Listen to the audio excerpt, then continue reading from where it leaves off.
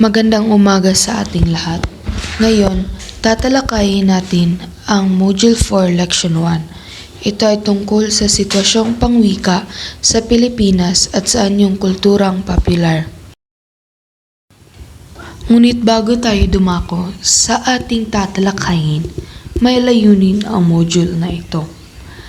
Ito ay ang sa katapusan ng leksyong ito, ikaw ay inaasahang, una, mabibigyang kahulugan ang sitwasyong pangwika sa Pilipinas at gayon din ang sitwasyong pangwika sa anyong kulturang popular. Pangalawa, nakakagawa ng sariling halimbawa ng pick-up lines at hugot lines base sa sariling karanasan at emosyon o damdamin. Ang pangatlo naman ay napapahalagahan ang wika bilang medium sa pagpapahayag gamit ang makabagong teknolohiya o mass media. Ngayon, dumako na tayo sa sitwasyong pangwika sa anyong kulturang popular. Pag-usapan naman natin ang sitwasyong pangwika sa Pilipinas. Ayon kay Jomar I. Empaynado, isang profesor at manunulat, ang sitwasyong pangwika ay anumang panlipunang fenomenal sa paggamit at paghulma ng wika. Ayon naman kay Ryan Atizora, isang akademiko sa wikang Filipino, ito ay tumutukoy sa kung anong wika ang ginagamit sa iba't ibang sektor ng lipunan at ang estado ng pagkagagamit nito. Sa makatuwid, ang sitwasyong pangwika ay umiiral o nangyayari sa lipunan na may kaugnayan sa patakaran sa wika. Alam naman natin na ang wika ang pinakamahalagang biyaya mula sa Panginoon para sa mga tao. Ito ang instrumento ng tao sa pakikipag-ugnayan sa kanyang kapwa-tao. Malaki ang tungkulin ng wika sa pagkikipag-unawaan at pakikipagsalamuhan ng tao sa kanyang kapwa at kapaligiran, kahit nasa anumang anyo. Pasulat o pasalita, hiram o orihinal, banyaga o katutubo, wika ang pinakamabisang sangkap sa paghahatid ng diwa at kaisipan sa pagpapanatili sa kasalukuyan o sa mahabang panahon ng mga nalikom na talang pangkasaysayan, pampolitika o panlipunan, pansimbahano, pangkabuhayan at maging sa larangan ng agham. Sitwasyong pangwika sa telebisyon. Ang telebisyon ay itinuturing na pinakamakapangyarihang media sa kasalukuyan dahil sa dami ng mga mamamayang naaabot nito. Sa paglaganap ng cable o satellite connection ay lalong dumami ang manonood ng telebisyon saan man sulok ng ating bansa sapagkat nararating na nito maging ang malalayong pulo ng bansa at maging mga Pilipino sa ibang bansa. So, ang sitwasyon ng pangwika sa telebisyon ay tumutukoy sa paggamit ng wika sa mga palabas, balita at programa sa telebisyon. Karaniwang ginagamit ang Filipino sa mga lokal na palabas at balita habang ang Ingles ay mas dominante sa mga international na programa o formal na talakayan. Gayon din, may mga programa na gumagamit ng code switching, ang pag-translate ng Filipino at English upang maging mas relatable sa iba't ibang uri ng manonood. Sitwasyong pangwika sa radyo. Wikang Filipino rin ang nangungunang wika sa radyo sa AM man o sa FM. May mga programa rin sa FM tulad ng Morning Rush na gumagamit ng wikang Ingles sa pagbo-broadcast, subalit nakararami pa rin ang gumagamit ng wikang Filipino. May mga istasyon naman ng radyo sa mga probinsya na gumagamit ng regional na wika, ngunit kapag may kinakapanayam sila ay karaniwan sa wikang Filipino sila nakikipag-usap. Sa dyaryo naman ay wikang Ingles ang ginagamit sa broadsheet at wikang Filipino naman sa tabloid maliban sa iilan. Ngunit, tabloid ang mas binibili ng masa o karaniwang tao tulad ng mga driver ng bus at jeep, mga tendera sa palengke, mga ordinaryong manggagawa at iba pa na nakasulat sa wikang higit nilang nauunawaan. Ang lebel ng Filipinong ginagamit sa mga tabloid ay kadalasan ay hindi formal na wikang ginagamit sa mga broadsheet. Nagtataglay ito ng malalaki at nagsusumigaw na headline na naglalayong maaakit kaagad ang mga mambabasa. Ang nilalaman ay karaniwan ding sensational na lumalabas ang impormalidad ng mga ito. Ngayon naman ay dadako tayo sa sitwasyong pangwika sa pelikula. Bagamat mas maraming banyaga kaysa sa lokal na pelikula ang naipalalabas sa ating bansa taon-taon, ang mga lokal na pelikulang gumagamit ng medium na Filipino at mga variety nito ay mainit ding tinatangkilik ng mga manonood. Iyon nga lang, Ingles ang karaniwang pamagat ng mga pelikulang Pilipino. Katunayan, sa 20 nangungunang pelikulang ipinalabas noong taong 2014, batay sa kinita, 5 sa mga ito ang lokal na tinatampukan din ng mga lokal na artista. Iyon nga lang, Ingles ang karaniwang pamagat ng mga pelikulang Pilipino tulad ng A Second Chance, Starting Over Again, Bride for Rent, It Takes a Man and a Woman, You're My Boss, and One More Chance at iba pa. Ang wikang ginagamit ay Filipino, Taglish at iba pang variety ng wika.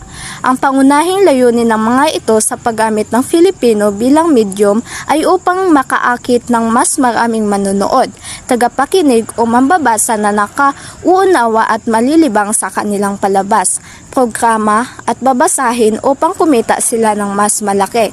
Subalit, hindi rin maipagkakaila ang katotohanan dahil sa malawak na impluwensya ng wikang ginagamit sa mass media ay mas maraming mamamayan sa ating bansa ang nakapagsasalita, nakauunawa at gumagamit ng wikang Filipino.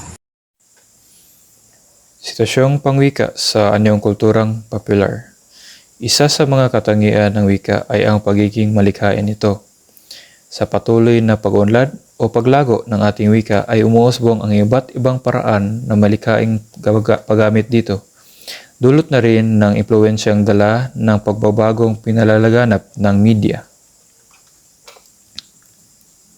Ang sitwasyong pangwika sa anyong kultural ay makikita natin sa musika, pelikula at social media at saka sa fashion, kung saan madalas gamitin ng ang Filipino, Ingles at code switching. Ito ay nagpapakita ng pagiging malikhain, makabago at global na pananaw ng mga Filipino habang pinapanatili ang pagkakakilanlang lokal. Flip-top, ito ay pagtatalong oral na isinasagawa ng pagrarap. Nahawig ito sa balagtasan dahil ang mga bersyong nirarap ay magkakatugma. Pagkamat sa flip-top ay hindi nalahalahad o walang malinaw na paksang pagtatalunan. Ang flip-top ay isang anyo ng rap battle sa Pilipinas kung saan nagtatalo ang dalawang rapper gamit ang mabilisang banat, wordplay at matatalinghagang salita. Karaniwan itong ginagawang akapela o walang tunog upang marinig ang talino at banat ng bawat isa. Nagsimula ito noong 20,000 sa pangunguna ni Enigma at mabilis na sumikat dahil sa YouTube. Layunin nito ang magbigay aliw, ipakita ang talento sa pagrarap at ipahayag ang kultura ng hip-hop sa malikhaing paraan. Halimbawa, di baling magkaroon ng kaibigang magulo, at least totoo. Hindi yung kaibigang akala mo'y santo, yun pala ay demonyo. Pick-up lines. May mga nagsasabi na ang pick-up lines ay makabagong bugtong kung saan may tanong na sinasagot ng isang bagay na madalas maiugnay sa pag-ibig at iba pang aspekto ng buhay.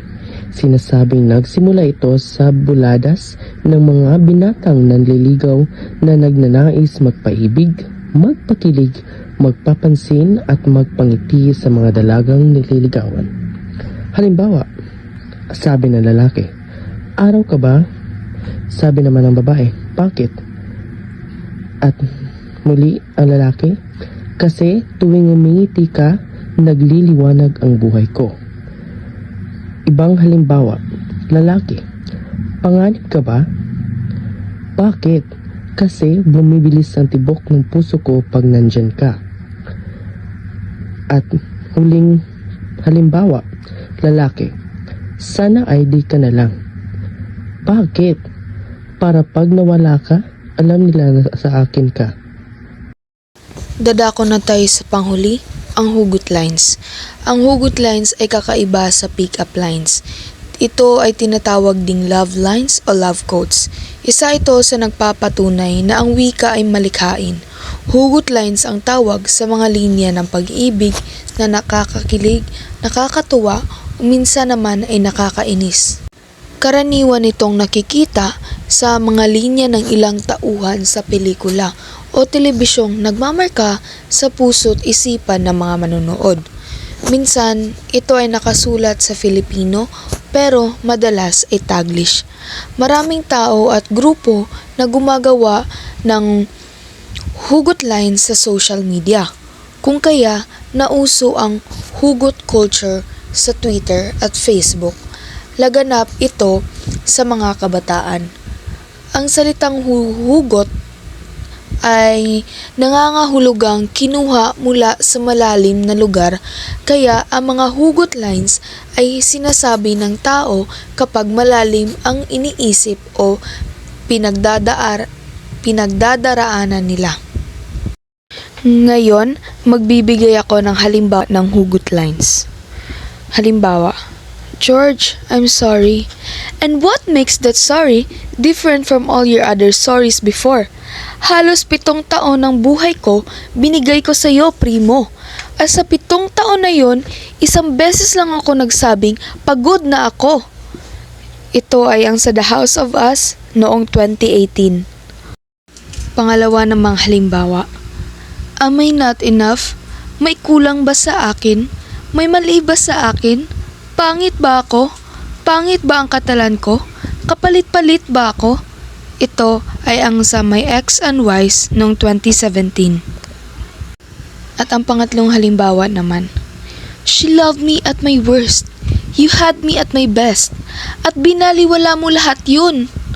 Sa The One More Chance noong 2007. At dito na magtatapos ang aming talakayin. Sana ay may natutunan kayo sa ating leksyon ngayon. Maraming salamat.